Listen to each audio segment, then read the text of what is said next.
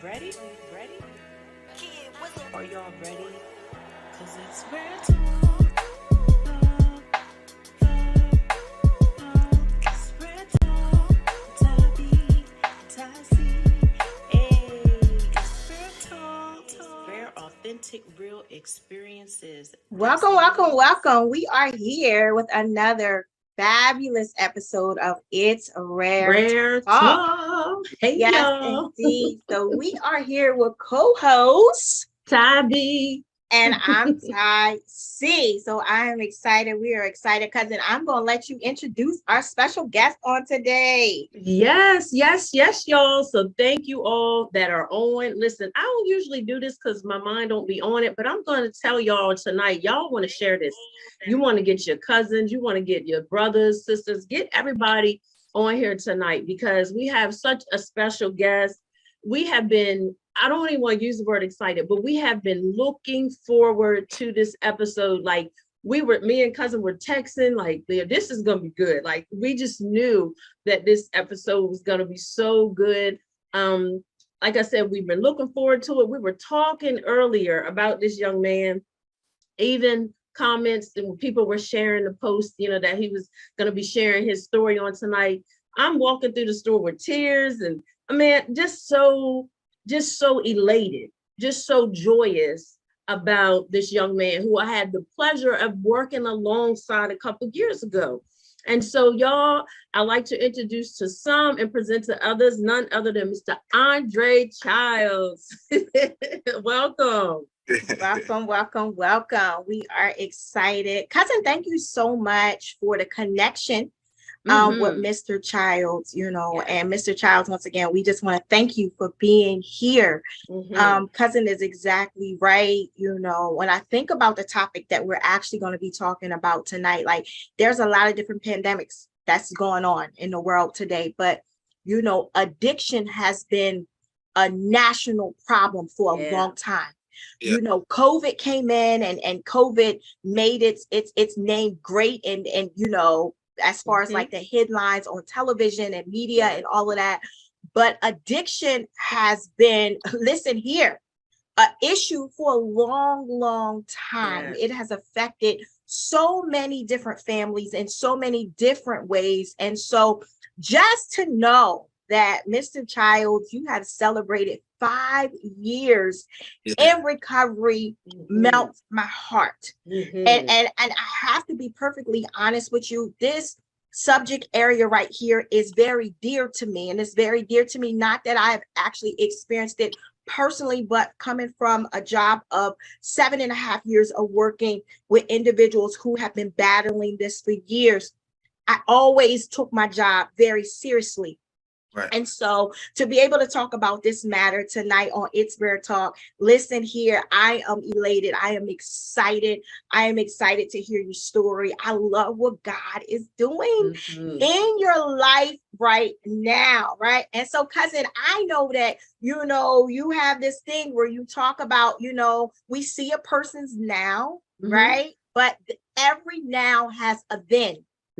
And so Mr. Childs is here with us today to take us back to his then. And so I'm excited for his transparency.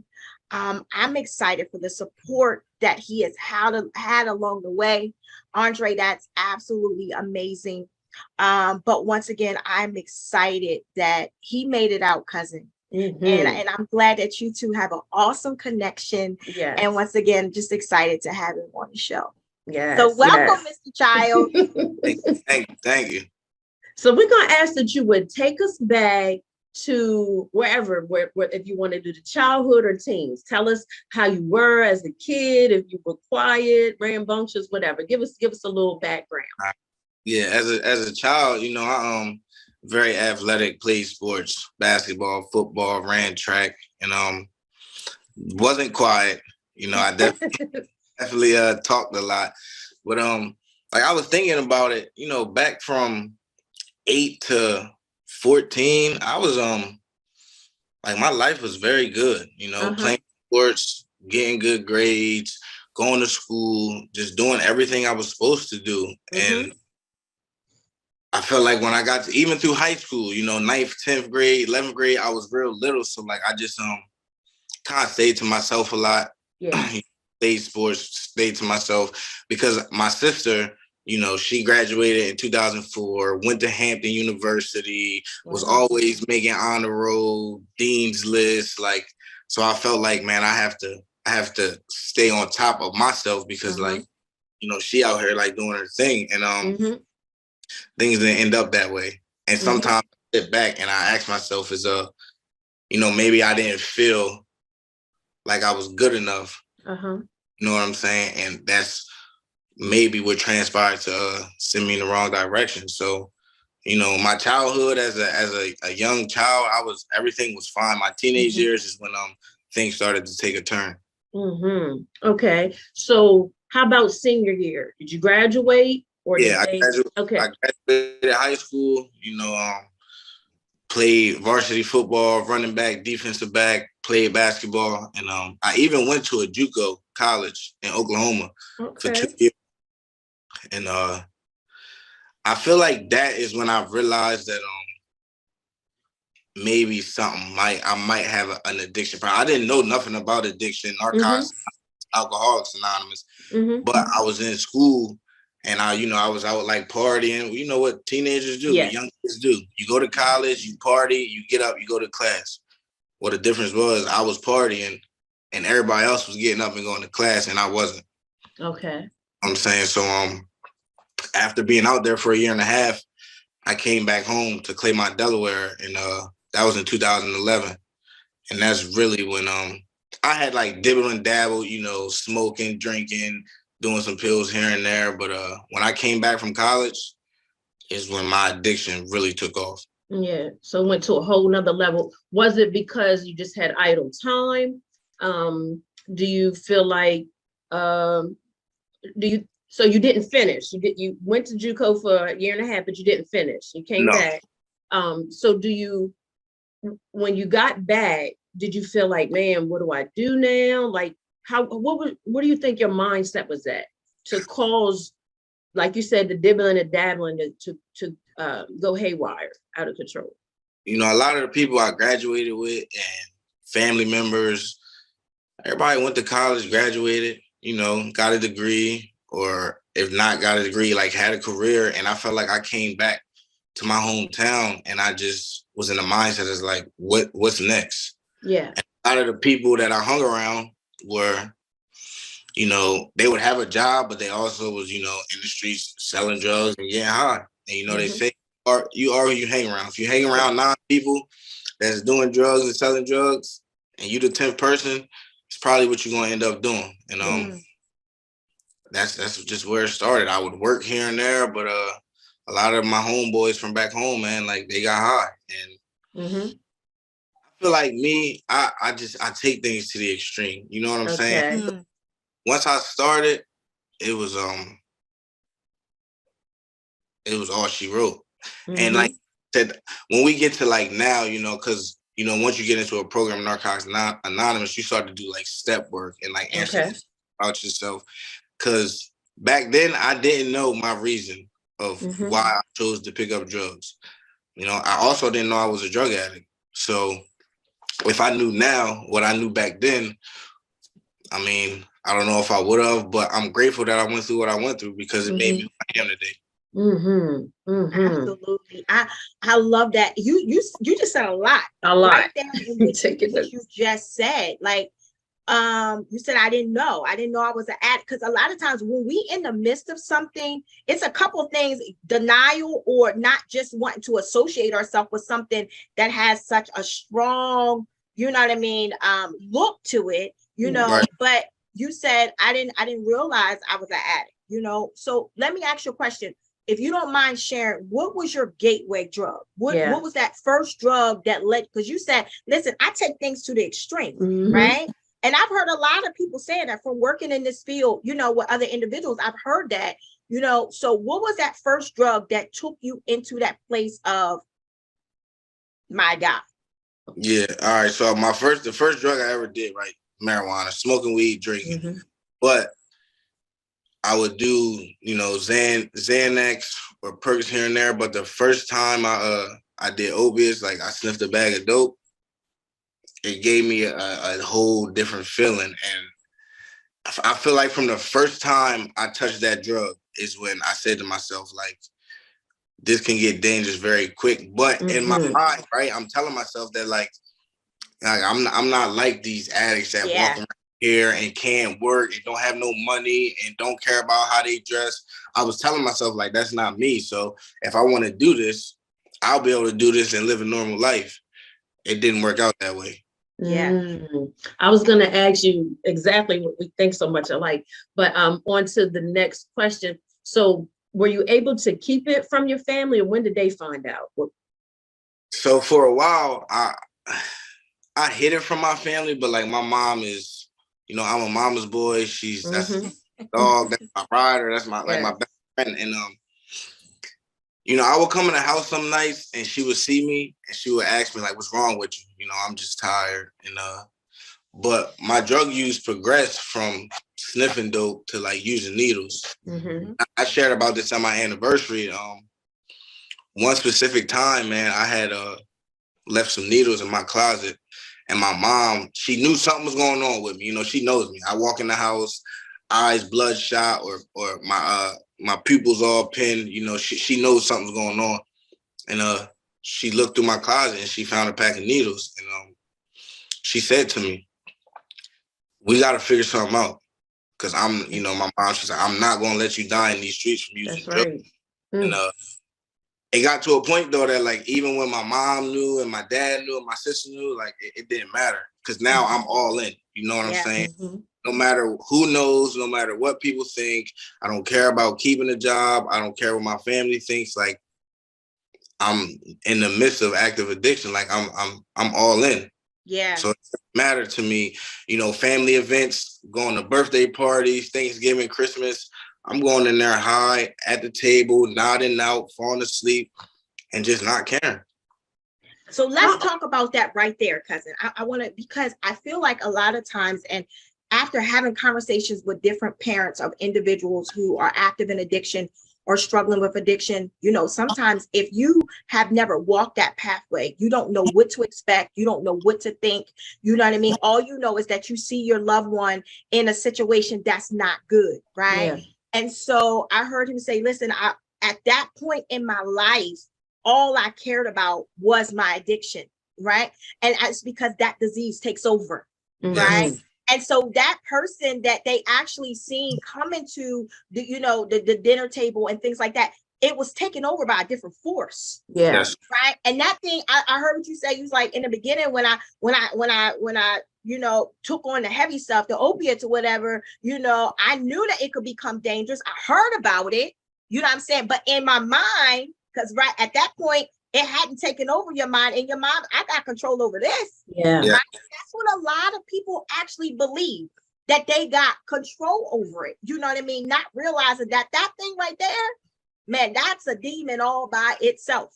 All by itself. Yeah, that thing, it's coming to take over everything. And before you know it, the individual is out of control with it, right? And so here you are, you're showing up. You still showing up, but you showing up with something riding your back. Right. Yeah. Wow. I was going to ask too, were you working? Were you still functioning like with a job, or was you just like getting your money in the street or whatever? I was working. I would have a job here and there, Okay. I used to work with my uncle cleaning like Wawa floors, and then I worked at Bellevue State Park.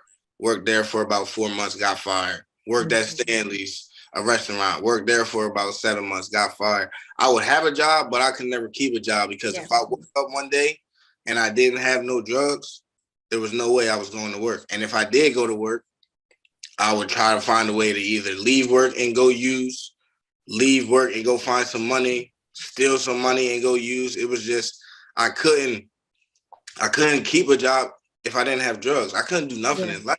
But like she was saying, it was really a demon that took over my body. Like if I wake up today and I don't get no drugs in my body, I will not be a productive person. It had you like that. And so what's your age range during this time? I would say when I was deep in my addiction, 19 to 25. Wow. Wow. 19 to 25. Okay. Mhm. Okay. And so during that time, did you ever seek out like try to get any help that, I know your mom was on you and your family, but did you ever go into a facility at that time? Did you ever try, how, because sometimes somebody would try something for 30 days and that didn't happen. So did you try anything? I went to a treatment in Pennsylvania in 2014. I went 2 different times. The first time I went, I completed. I stayed there for 18 days. But at this point, I really was just going because I was trying to make my mom happy. Mm-hmm. You know what I'm saying? And I knew in my mind that like I was on like a little vacation. The day I left that rehab, I used. Mhm. And my mom is one of them type of ladies where like, okay, I'm a grown man. She telling me when I can and can't leave the house. And in my mind, I'm like, I'm not. When it comes to getting what I want, I'm going to do what I want. And she would try to keep tabs on me and try to get me jobs to work with people she was close to. But at the end of the day, the only way I was going to stop using is when I was ready. So I went to that treatment for 18 days, completed and used. I went back to that same treatment in 2015, and I was there for 3 days, and I left. And I got high as soon as I got in the car with the person that picked me up. Before we get deep into the interview, I need to shout out your mother. Yes, Mom. Right? I've never met your mom in person, never had a conversation with your mom, but I need to shout her out, right? And is your mom Miss Wanda? Yes. The reason why I want to say that is because like I told you prior, I was reading the comments on our Facebook page, and I can tell that your mom loves you. 100%. I can tell that your mom is one of your biggest cheerleaders. And from a mom to a mom, I get it. Yeah. Right? All she wanted to do was protect her seed. That's it. Right? And she was riding with you. I want to tell you something. Consider yourself blessed, because I've seen a lot of individuals whose support system fell off because they couldn't handle the fact that their child was in active addiction. Mm-hmm. And so for your mom to continue to ride that thing out with you to the point to where you are now, listen, Miss Wanda, shout out to you. Shout out to you. And so I just wanted to stop and say that and give her flowers. Wow. She's here. I'll add to that, because working with Andre, I know he loves his mom. He loves his mom. He's very family oriented. Yeah. And so I just wanted to highlight that we know mom did her part, we know this was not her fault or her doing. This was choices that you made, Absolutely. When you strong-willed and you have this mindset, I'm going to do what I want to do. That's, what I'm saying? Because even us, I guess we could call ourselves mama bears, because our kids are grown. My youngest is 16, but I'm still like that. Andre, me and Tonette, our boys they're knocking on 30, but we still like, where you, you know what I mean? Where you at? Because it's a different world, you know what I mean? Yeah. And I commend your mom for that. I'm not losing my son, because that's our mindsets with our boys, you know what I mean? So yeah, that's a lot with that. Yes. A lot with that. But I like what he said, cousin, not to cut you off. No, he said, first of all, he respected his mom enough to try to go, for the simple fact because he knew that would please her. Yeah. But to all of our viewers and individuals who are active in addiction right now, because cousin, we here to throw a line of hope. Oh yeah. Right, Andre, that you are part of the line of hope for individuals who still are part of your then. See, you've crossed over, but it's still some individuals that's still fighting in that place that we're talking about where you used to be. And so what you are doing now is you are physical hope for people to show that I've been there, done that, understand it all, right? But I also know that there is a way out, right? And so, cousin, I like when he said, I went there, because I knew it would make my mom happy, but I didn't go there because I wanted to go. That's right. Right. That's right. So we know that makes a difference in the treatment. That makes a difference in the recovery process. If that's not from your heart, right? If that's not something that you want to do personally, listen here, it doesn't give you that result that you're looking for. Not at all. Not at all. So we want to move forward. We want you to get us to your lowest, like that. I couldn't believe I got here. What was your lowest? I would say I went to Warwick in 2015. So in 2015 was when I'm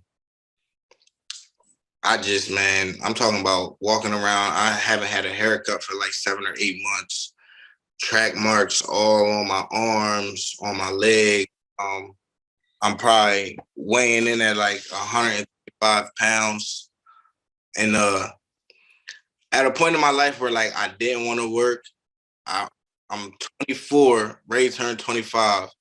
And like I'm calling my mom at nighttime, asking her, can she stop at McDonald's and get me a double cheeseburger from McDonald's? Like I'm a grown man with no money in my pocket, not eating, not caring what I look like. If I wanted to go get a haircut, I have to call my dad and try to get some money. I was hopeless. Like I'm talking about down bad, man. And at that time and point, like I didn't really have no hope. Like if I'm being honest, it was times when like I would stick a needle in my arm and like I would hope, maybe maybe this will be it, because I'm tired of suffering and I don't know how to get clean. I went to treatment, that didn't work, and I was okay at 24 years old. That like, man, I'll probably die before I'm 25 as a drug addict, and I'm all right with that. But in all reality, I really wasn't okay with that. I was just so far gone in active addiction that I just didn't want to live no more. Jesus. Jesus.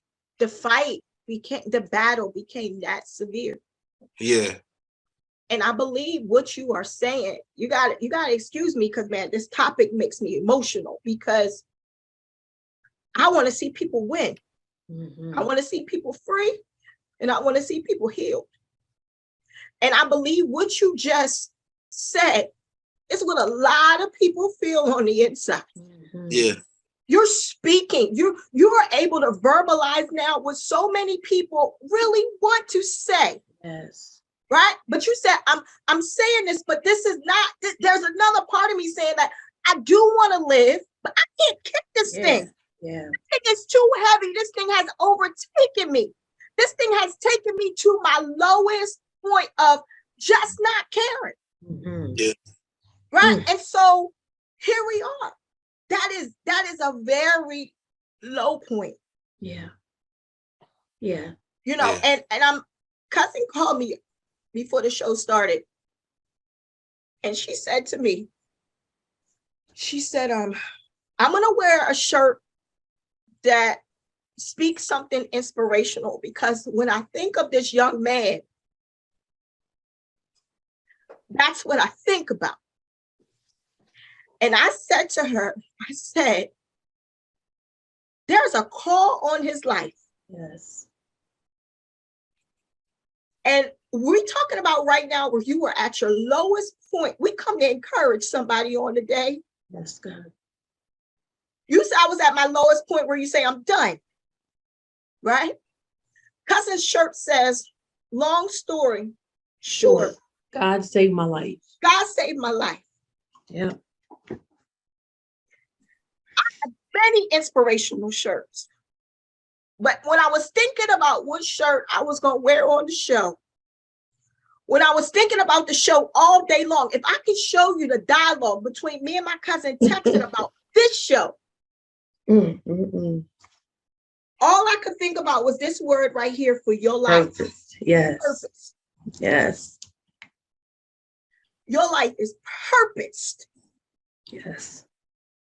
That's what your mind was saying, but God had another plan for your life. And so here we are at this point right here, and you're saying, I don't want to. What was the turning point? Where did this shift come in at? I was sitting in my kitchen with my mom and my sister on Easter 2015. And we had Easter dinner, just me, my mom, my sister, and my nephew. And I remember, man, my sister sitting at the table, like she's also one. You know, my mom, my whole family supports me very. But this particular moment, it was me, my mom, and my sister sitting in my mom's kitchen, and I just remember like my sister just crying and asking me like, "Why can't you stop?" She's like, "I don't understand. Why do you have to live like this? Like, why can't you do something different? You've been to treatment, it hasn't worked. We try to come up with these ideas, like nothing's working. Like, I don't want to lose you. I don't want you to die in the streets, but like, why can't you stop?" And at that point, I didn't think she really understood how deep this active addiction was for me. But I just remember seeing my mom and my sister's face, man, in 2015, and I said to myself, I gotta give myself a chance. I had this therapist that I talked to, you know, and I'm always been the type of guy, man. Like, I'm always honest. I'm always open about what I'm going through and what's going on. And she found that treatment facility, Warwick Manor. I can honestly say, even when I went there, right, when I left there, I didn't stay clean right away, but I didn't go back home. You know, I went to that treatment facility. It was about a couple of days before I was ready to leave. And I just told my counselor, man, if I go back home where I'm comfortable, I'm going to put myself with people.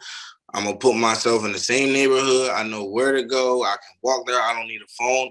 I'm not going to stay clean, and I'm going to end up dying. And I went to that treatment facility in 2015, and I stayed down here. But the disease of addiction is so crazy, right? Because like I still found a way the day I got out of Warwick to go back to Delaware one time, use, and then come back to Maryland to a recovery house. Because I still didn't know if I was ready to stop. Like I would go back and forth, man, so much.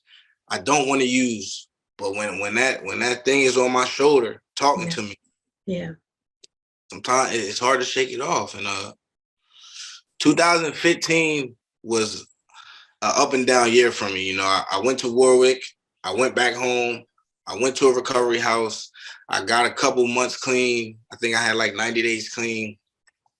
I got kicked out of the recovery house. I went to another recovery house. I kept using. I went back home, continued to use, then came back down here in October of 2015 because I said to myself, the only place I've ever got any type of clean time was on the Eastern Shore.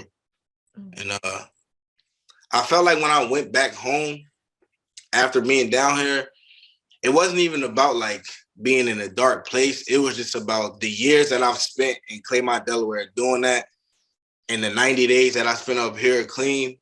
And I said to myself, I'm tired of living this way, man. Like, I'm just tired, you know, and now I'm going to go down there and give it 100% shot. You know what I'm saying? I'm going to give my all. I'm going to take some suggestions. I'm going to get a sponsor. I'm going to do step work. I'm going to find some people who really, you know, got some clean time and are really trying to live a new way of life and be productive members of society. And that's what I did.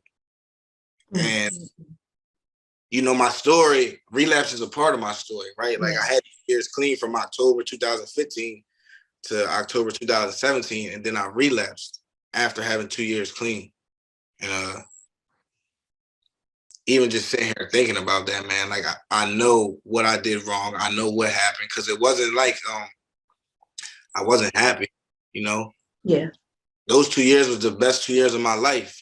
But for me, when I started dealing with somebody back home, and I like kind of like disconnected myself from the program of Narcotics Anonymous, from my the people in my recovery house, my sponsor, my sponsees, and I started hanging back around with the same dudes I hung with when I was in active addiction. But I thought I was okay because I had 2 years clean.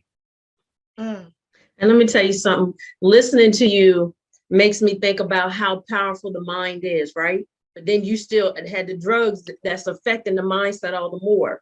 You know, they always say a mind is a terrible thing to waste, but the mind is very powerful. That mind have us doing all kind of stuff.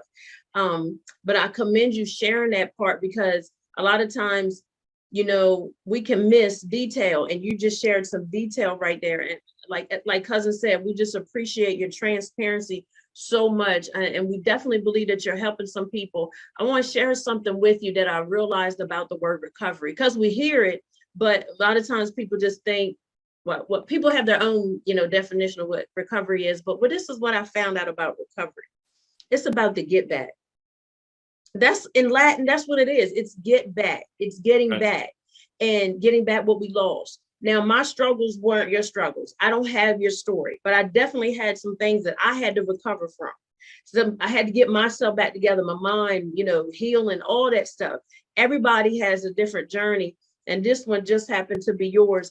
But I think about how, you know, you persevered, you know, even when you didn't know what that was going to look like, you know, and you could have just quit and gave in. But, and as cousin said earlier, God had a plan. Even when you thought that needle, one of them last needles was going to be it, God said, not so. See, when he has a plan, it doesn't even matter what the enemy does. It won't work. It'll form. It might even manifest, but it doesn't mean it's when God has when you're sealed, like when you're chosen for such a time as this, the enemy he can only do so much. But just the fact that you kept persevering, and guess what? God knew all along that heart. He knew your mind was doing its own thing, but he knew deep down you really didn't want to die. Like you thought you did, but inside you really didn't want to go out like that. Nah, you didn't want to go out like that. And so I'm just so grateful to God that I was able to, you know, work alongside you. So we're gonna move into, you know. Hold on 1 second, cousin. I just want to share one. I listened because words mattered. Yes. I listened to him say, I went to rehab because of my mom. Mm-hmm. And then I got to a low place. And then I heard my mom and my sister. I heard. Then I heard him say he got to talk with himself. Yes. Mm-hmm. I'm tired of this. Yes. Mm-hmm. For all those that are watching and viewing and want out, you got to have a conversation with yourself and mean it. I heard him say, I want out.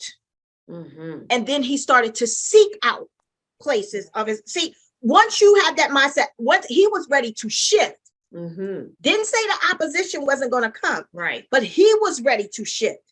And then I heard him say he went, and then he realized he couldn't go back. To the same. He was able to identify some triggers, yes. some red flags. I can't go back home. If that place is not safe for me. It's true that you really do have to change people. You do, places and things. Yeah. It's necessary for survival. Very. Right? He wasn't strong enough to go back to those places yet. And now he's starting to admit some things to himself. Mm-hmm. Now he's realizing he's now talking to the man who he sees in the mirror. Yeah. Right? And now we're starting to see results. Yes. Did he fall? Yeah, he fell. Mm-hmm. But he was able to say, okay, wait, I see why that happened. No longer making excuses. That's right.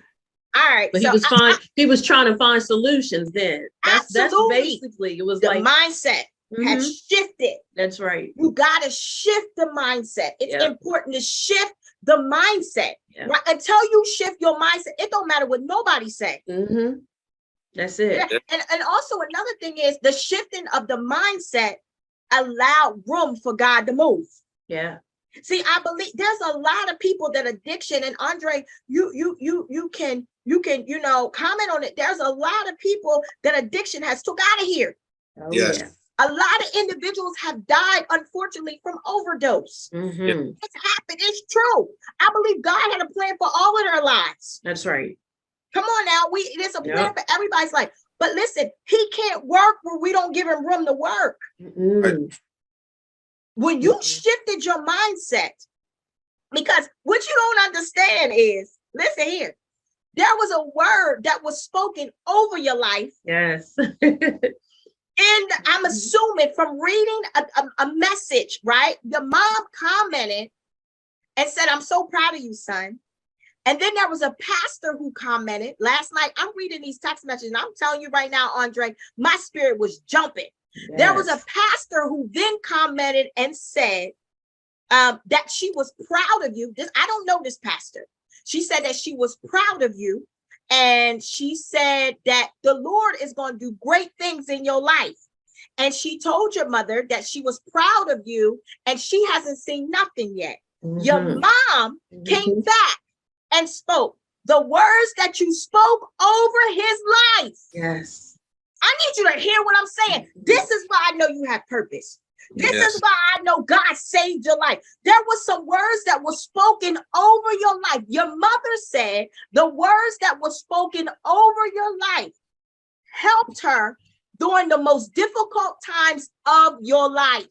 There was a word, right? And so what happened is when your mind shifted, now you have given God room to work. Yes. And every word that has been prophesied over your life, as long as you give God room to work, I want you to hear what I'm saying, young man, because I believe the world ain't seen nothing yet. Everything that you went through, it was for your good. And that's what you're going to help somebody else. But everything that has been spoken over your life, as long as you give God room to work, he can work. You ain't seen nothing yet. You have not seen nothing. I want you to hear what I'm saying. You have not seen nothing yet. Yeah. This is the beginning of great works for you. Yeah. And everybody does have a yet, but the yet is based on your yes to God. Your yes, because he doesn't force anything. Right. You know, and as cousin said, your ministry may not be behind no pulpit, but you definitely got a street ministry and on the court. That's because you sharing your testimonies, helping other people. You know what I mean? You saving folk when you open your mouth. That's why you can't be quiet. Right. You can't be quiet. So when I called you, when we were talking about our shows and our topics, so we're strategic. We don't believe in just doing anything just to be doing it. That's not where we're at. Everything that we do has to be purposeful. So when we were talking about one of the topics was recovery, and we were like, who do we, you know, and God instantly put you on my mind. And so cousin asked me like how many years you have been clean. And I told her, and she was like, are you sure? I said, all I gotta do is ask. I'm gonna ask. And so when you responded back and you called me, you was like, with no hesitation, yes, I'm ready. I'm gonna do this. And let me tell you something, because you did this, this is another leap. You're overcoming all the more. Every time you share it, you are overcoming. And I love when you were talking about the steps in the step program. So that's what every day is. It's one step at a time. It's not about getting to the end right away. It's step by step. And you definitely have a calling, and you definitely matter. And I just think about your now, because working with you, and I didn't grow up around you, only knew what you shared with me, but working with you, I seen, you know, how you were so family oriented. You would bring your nephew on the trips and stuff like that. And, you know, just being hands-on with the kids, very manneral, you know, you have your mannerism. Like, so I know mom put in that work. You know, you were a gentleman. And I wanted to publicly say that you were a gentleman. We worked in close proximity. You were a gentleman the whole time. And the only thing I would want you to change, you can drop the miss and call me sis, okay? Because she's like, oh, don't make me feel so. just call me sis, okay? Okay. Yeah. But I got you. I've been able to experience your now with you, working with those, you trying to save them, telling them your story. Yeah. You know what I mean? And so I'm just so elated that this is just a step. You know, you're going to have more opportunities to share. You're going to have more opportunities to be a light and a witness. And we definitely want to bring you on board for some things that we desire to do. So, cousin, I'll let you go, because I'm feeling like listen, so I want to talk about his now. So we heard about that last time that you used, and you was able to identify why, and you realized you had went back into some old places. Take us from that point to now. All right. I celebrated 2 years in October 2017. It was like the second week of October. Then I relapsed like November 1st or something like that. And my relapse was from November to December 6th. My last day using is December 6th. And I'll never forget it because, you know, I was going back and forth down 301, going to Delaware. And I was driving back. You know, it's like an hour, 45-minute drive. I'm driving back, no music. I had used, and I just was driving on the highway doing about 45 miles an hour, man, no music. with tears coming down my eyes, asking myself, how did I get here? I know how I got here because I know how I got the 2 years clean that I got, and I stopped doing what I was doing when I was in recovery. So I know how I got here. And I picked up the phone, I called my sponsor, and I'm like, man, listen, I'm driving back to Maryland. I need to move back in the recovery house. I give you my phone, I give you my car keys, I give you my wallet, I give you everything I got. And I mean, I don't want to do this no more. Like I'm ready to get back to being happy, you know, and loving myself again. And that's what I did. December 7th, I moved into recovery house. That was in 2017. I've been clean ever since. And I came back with the same intentions, man, of like going to meetings, going to IOP, getting a sponsor, doing step work, reading literature, reaching out. You know, I already had a network because I had some clean time before, and just taking it one day at a time, you know. And over the years, over the last 5 years, man, as y'all know, you know, I had a son who, man, on my worst days, clean, man, like, you know, because life is not always easy. You know what I'm saying? Just because I got clean does not mean that every day is going to be great. And that doesn't mean that I'm not going to think about using. You know, I used to ask myself, like, man, with the clean time that I got, like, if I share about I want to get high, like, are people going to judge me? But at the end of the day, like, I'm a drug addict. I'm just in recovery. Yeah. I got 5 years clean, so the thoughts still won't come, but thoughts aren't facts. You know what I'm saying? Like, I can think about using, I just don't got to act on it. And if I go into a meeting and I share about it, usually the thought goes away. And as long as I don't obsess about the thought, you know, think about it for a couple minutes. All right, come on, man. Like, we're not going back to that, you know, and keep it moving. But even on my worst days, man, like that little boy that's in the living room with my girlfriend right now, you talking about motivation. Of course, like, I did this for myself, right? Like, when I came in here this last time, I'm like, I'm not doing it for my mom. I'm not doing it for my friends. I'm not doing it for nobody but me. You know, I want to be clean. But today, like, it's not just about me. You know what I'm saying? Because like, I got to show up as a father, you know, as a friend, as a brother, as an employer, but most importantly, like, for him. Because y'all know, man, a lot of kids grow up without fathers. Yeah. And one thing that I'm not going to let happen is Baby Dre grow up without his dad, or Baby Dre see his dad in active addiction, because he don't know that guy that was in active addiction, sticking needles and smoking crack. He's never seen that guy. And he don't have to. No, he doesn't. That's good stuff. Doesn't have to. And I honestly believe, man, that like where I'm at today in my life, like, as long as I continue to do the things I need to do, he's never going to see that person. Wow. I love that. I love that. And I got to see him before we got on. He was like, who's that? He's so cute. He is so cute.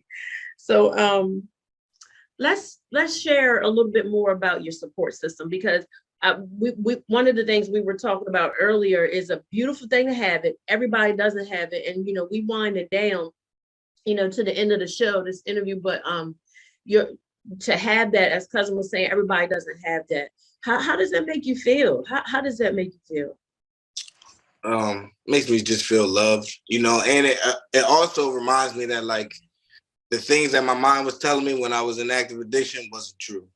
You know, that was just me being caught up in the grips, because I could easily say, like, oh, my family don't care about me. My family doesn't love me, so I'm gonna go get high. Like, nah, that wasn't the case, because as you can see, like, my family shows up.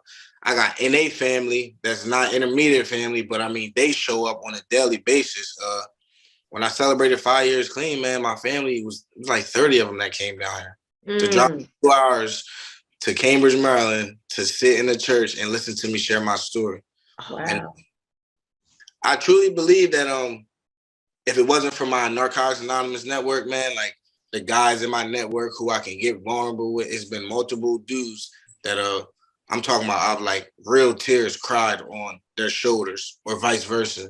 And, you know, as men growing up or coming in Narcotics Anonymous, we got this mask on that, like, oh, we can't get vulnerable with another dude. We can't cry to, you know, they'll think we're soft, but like all that, for me, that was just a mask, man. Today, like, all my homeboys in Narcotics Anonymous to tell you that I go in the meeting, I share with them, I share in the meeting, I cry on their shoulders, I cry in the meeting, because like at the end of the day, I'm willing to do whatever it takes to get another day clean. Yeah. Yeah. Yeah. One day at a time, man. That's all we're required to do. That's it. When we try to live more than one day at a time, that's too much. Yeah. That's all. It's too weighty. It's too heavy. Even for those who are not struggling with addiction, all we are required to do is live one day at a time. That's it. One day at a time. And so just know, we encourage all of our listeners, just know if you have that support system, reach out to them. You know what I mean? You don't have to be islands. Yeah. I said, pick the phone up, call somebody. Exactly. You know, a lot of times people suffer in silence by choice, or pride gets in the way. And I'm glad that you even shared about, men can cry, because when you don't shed tears, that keeps you prideful. But God is closest to those that are of a contrite spirit, a broken heart. That's what God, because that's saying, okay, I can get in. It's like breaking up that fallow ground of the heart. God can really get in. And that's all he wants. That's what he wants for all of us, just to be able to come in and love on us and show us that we have purpose. He has need of us. And so we're so, again, elated that you shared this time with us, and all those that, are on here. Anything you want to say that we didn't add, anything you want to share to any of those that are listening right now, or may come back and see this later? Anything you want to say, you have that liberty to do so. Just want to let everybody know it's possible, man. I say that because when I was in my active addiction, I didn't think I could get a day clean. And like today, I sit here with 5 years. So if I can do it, anybody can. You just gotta open up. You gotta get vulnerable. You gotta call somebody. You gotta ask for help. Because the longer you stay quiet, the worse it's gonna get. And I'm saying that with experience, because there were so many times, man, where I wanted to reach out for help, or I wanted to cry out for help, but I didn't want to be judged, or I didn't want to be called a dope fiend or a crackhead or a junkie. But at the end of the day, like, my pride was getting in the way. Because if I would have reached out earlier, thankfully, I'm glad I went through what I went through. But because like you said, there's a lot of people out here dying who didn't reach out. I don't know, I'm ready to bring my son in here real quick. Okay. I want you to bring your son in. And I want to share this with you before you go get your son. I heard you say, I'm just a drug addict in recovery. Right? That's not who you are. Yeah. I want you to hear what I'm saying. That's not who you are. That's who you used to be. Right. From this day forward, every word that you speak out of your mouth over you, speak something different. Yes. Right. You are a man of God with purpose. Right. With a story to tell, who shall live and not die. Right. And declare the works of the Lord. Now, no, speak something that's who you used to be. Right. I got a lot of stuff I used to be too. Yeah. Right. But when I speak of myself now, I speak something different. Right. And so that's what I want you to do. I'm excited for your future. I'm happy for you. Yes. I'm happy for you. I'm proud of you. Thank you. you. I know this won't be the last time that I hear your name. No. But let us see who makes you proud. Let us see. This is awesome. This was awesome. Let us see. Look, we see the smile on his face already. Let us see. Hey. Absolutely handsome. Hey, little Dre. Hey. Handsome young man. Yeah. Yeah. Listen, we see the smile. No, listen. We see the smile that he actually puts on your face. Continue to be that great father. Continue to make memories with him. Right? Remember what you said. What he don't know, he don't have to know. It's a fact. You continue to make life great for you and him. Hi, little Andre. How are you doing? Nice to meet you, sir. Nice to meet you. It's here. He be talking. Here. Hmm? Why got that in here? The light. They Why you need got the- that in here? That's Don't a you love that blessing. curiosity? I Yes, love it. that's a blessing. Go So, ahead, cousin. I'm just gonna say, so again, Andre, we appreciate you. We want you to stay motivated, stay encouraged. Remember, it's a one day at a time. And when you said something to the viewers about reaching out, anybody that's struggling, because when we hungry, a closed mouth don't get fed. So when we hungry, we're gonna open up our mouth and say something. So if we want something different, we do need to open up our mouths and just ask for help. Let's get that pride out of the way. So Right. again, thank you. We appreciate you. We want you to enjoy this holiday time. Love on your family. Tell your mom we said hello, because next year, Lord willing, when we host our live recording, we want you in the place. We want you to bring Absolutely. your family. We're Okay. gonna have some things for you, so we will give you details. But reach out if you ever need us. We appreciate you so much. Absolutely. Until next time, y'all. It's Rare Talk. Hit us up at itsraretalk@gmail.com. Follow us, share. Y'all share this. This was so good. This was so good. Until next time. I truly appreciate y'all. Absolutely. Listen here. Keep doing it, man. I got you. Keep doing it. Keep doing that. Proud of you. Until next time, it's Rare Talk, y'all, where everything is rare, authentic, real experiences. We are so grateful for the interview with Andre Childs. Until next time. That's what it is, y'all. Be blessed. All right. Ready? Are y'all ready? Cause it's Rare Talk. It's Rare Talk. Tabby, Tassie. Hey, it's Rare Talk. Rare, authentic, real experiences. That's what it is.